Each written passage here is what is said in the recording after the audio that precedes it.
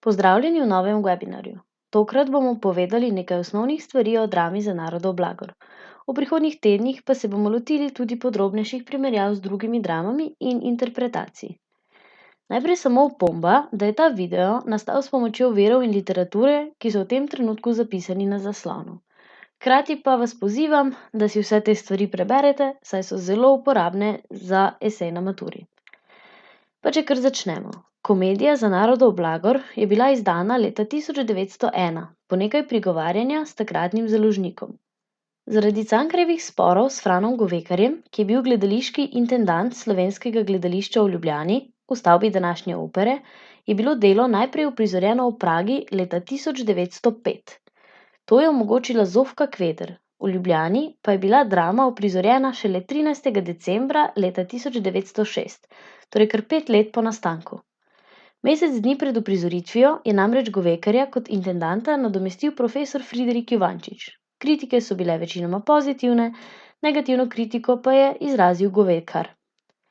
Sedaj pa pojdimo kar na dramske osebe, in sicer sem se odločila za eno tehniko, s katero si jih boste lažje zapomnili, in sicer, da vsako osebo poskušamo asociirati z neko sličico in tudi z nečim drugim. Tako da sem izbrala te slike. Najprej imamo doktorja Antona Grozda, ki je deželni poslanec in občinski svetnik, je že nekoliko v letih, a je še vedno politično zelo aktiven in ambiciozen. Je zelo samozavesten, vase prepričan, sebičen in brezobziren, pri svojem delovanju pa najbolj gleda na svoj blagor. Tega ga tudi ni strah priznati. Mnenje je, da deluje zgolj po zakonih, ki tako ali tako vladajo v svetu. Strah ga je upora in ljudskega posmeha, zato je tako navezan na novinarja Ščuko. Njegova žena je Katarina Grozd, ki je vdana žena, ki niti za trenutek ne podvomi v pravilnost dejanj svojega moža.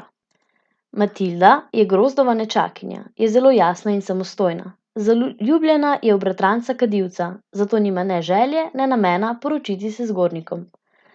Fran Kadivec je Grozdov nečak, zaljubljen je v svojo sestrično Matildo. Njegova ljubezen je zelo posesivna, saj dekletu ne zaupa in ne prenese misli, da bi si jo kdo drug zaželel.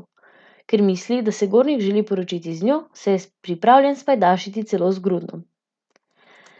Dr. Pavel Gruden, mimogrede zanj sem izbrala sliko zemlje, ker nas Gruda spominja na zemljo, je deželni poslanec in občinski svetnik. Sprt je z Grozdom, zato želi na vsak način pridobiti Gornika na svojo stran. Zato je pripravljen žrtvovati tudi svojo ženo Heleno, Grudnovko, a ga na koncu premaga ljubosumje. V spletkah ni tako spreten in aktiven, zato mu velikokrat pomaga njegova žena, Helena Gruden oziroma Grudnovka. Zanjo sem izbrala ta cvet, ker je takšna močna ženska in ker cvet pravzaprav zraste iz zemlje. Torej, Helena je izredno lepa in koketna ženska, ki je pripravljena za dosego cilja žrtvovati tudi svoj zakon. Je izredno samostojna in preračunljiva, v odnosu do moža je enakovredna ali pa celo močnejša oziroma pametnejša od njega. Aleksij, plemeniti Gornik, je bogat človek, ki pa je osebnostno nekoliko neroden, tudi nekoliko debel in ga politika ne zanima. Zaradi denarja in vpliva ga vsi hočejo pridobiti na svojo stran, zato v takšnih namenov še najraje zbeži. Zaradi Heleninih sugestij se vanjo zagleda, a ker je tako neroden, tudi tu pogori. Ko spozna, da ga želita obe strani izrabiti, se odloči za umik, saj ima rad svoj mir. Julijan Ščuka je novinar, njegovo poslanstvo pa nakazuje že njegov priimek. Gre za ribo, ki grize. Zaveda se političnih krivic do posameznika, ima razvit moralni čut, tudi če piše za Grozda. Ko pa ga ta poniža, se Ščuka odloči, da je bilo dovolj pasivnega delovanja za narod in se upre. Njegove sanje so, da bi bila družba sestavljena iz krepkih, svobodnih in ponosnih ljudi. Ostali prebivalci, ki so vredni omembe, vendar jih ni na zaslonu, so tudi Mrmolja, ki je govornik na Grozdovem praznovanju, ponavlja prazne zgodovinske fraze, Mrmoljevka, ki je njegova žena, Kalander, ki se prestavlja iz Grudnovega v Grozdov tabor, glede na to, kdo bo pridobil Gornikovo naklonjenost, Siratka, ki je literat, toda prav tako dvoličen in nenačelen kot Kalander, profesor Kremžar, ki se prilizuje obema veljakoma, a ju hkrati pred Gornikom blati, in Stebelce, ki je poet. Na tem mestu naj vas samo opozorim, da v navodila za maturitetni esej včasih dajo tudi primerjavo stranskih likov, tako da ne pozabite nanje. Sedaj pa najbolje, da gremo kar na samo vsebino.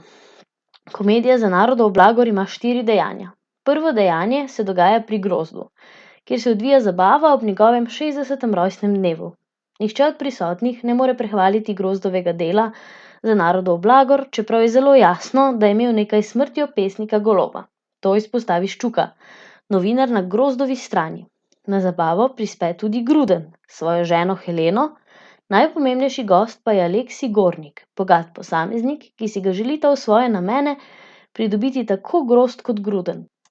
Gruden mu ponudi kar svojo ženo Heleno v zameno za naklonjenost, grozd pa svojo nečakinjo Matildo. Veljaka se za Gornikovo naklonjenost naposled spreta in od takrat je javnost razdeljena, kar javno pove tudi Mrmolja, govornik na praznovanju.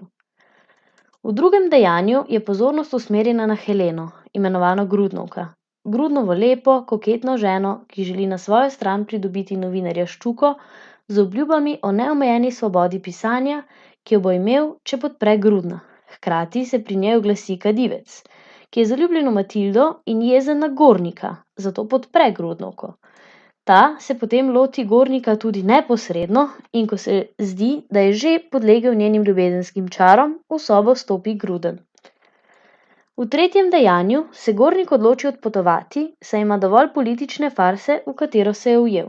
Toda pred potovanjem ga obiščejo Gruden, ki želi razčistiti kočljiv trenutek med Gornikom in Heleno, Matilda, ki mu jasno pove, da ne želi imeti nič z njim, Kremžar, ki se mu pride prilizovat, kadivec, ki se oglasi kot ljubosumni partner, Ščuka, s katerim se pogovori o razmerih in stanju javnopolitične sfere ter delovanju posameznika znotraj nje, nenazadnje pa pride še Grudnovka, ki ga prosi, naj vendarle ostane.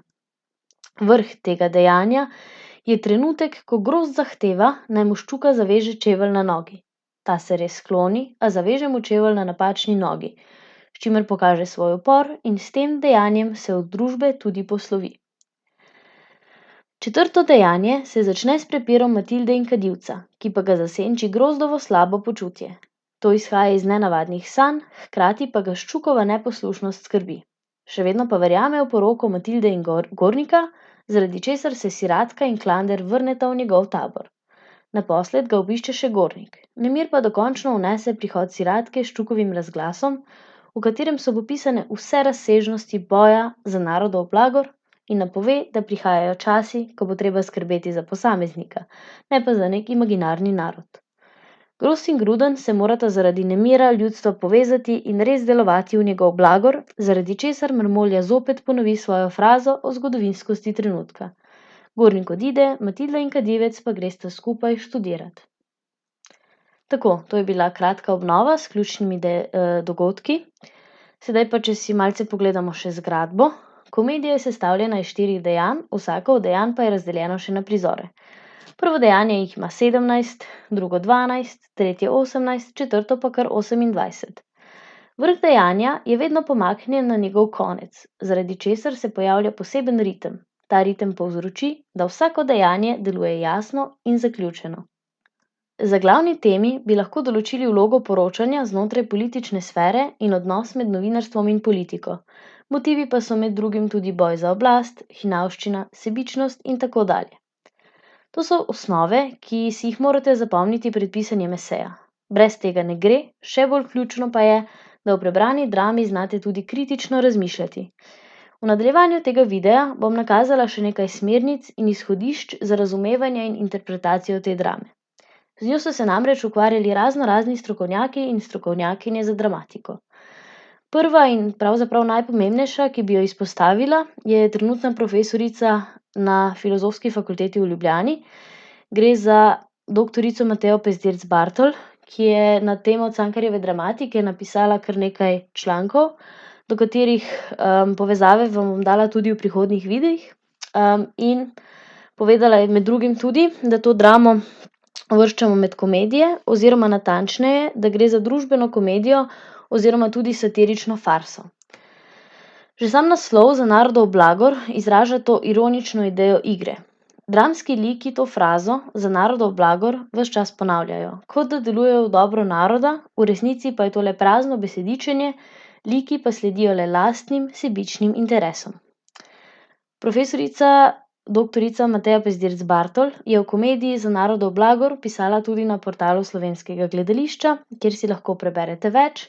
Izpostavila pa bi morda ta uvodni citat.